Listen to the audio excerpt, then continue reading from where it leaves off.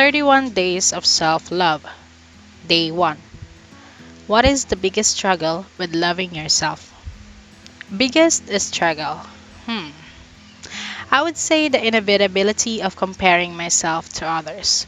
We live in such a golden age of comparison, and as much as we hate it, we have enabled social media to program our way of thinking about ourselves.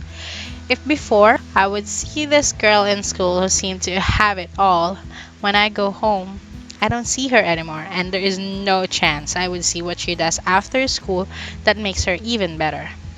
But nowadays, I see them all over my digital world. I see the beautiful houses, the perfect families, the amusing skills. It is so easy to dwell in self pity. But this brings me to one of the reasons why I praise God. He told me I was fearfully and wonderfully made as I am, that I was made in His likeness, and that even before I was born, He has set me apart for a purpose. I still do struggle from some negative thoughts about myself, but God gave me a bigger purpose in life, which is to share the gospel. Now, when I see other people, my thoughts linger on, does he or she already have Jesus in her life?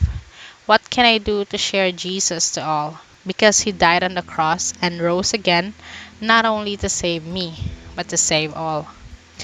This idea would be very absurd for me if you tell me this 3 years back. I would say, well, you are just pushing back your envy because you can never live up to them. But guess what? You are your biggest competition. I assure you, contentment doesn't come in having everything, but in appreciating what you have. I remember one of the sermons of Pastor Fortek where he talked about how humans are always trying to be the greatest, but this is something only God can be. What we can do though is be better than who we are yesterday.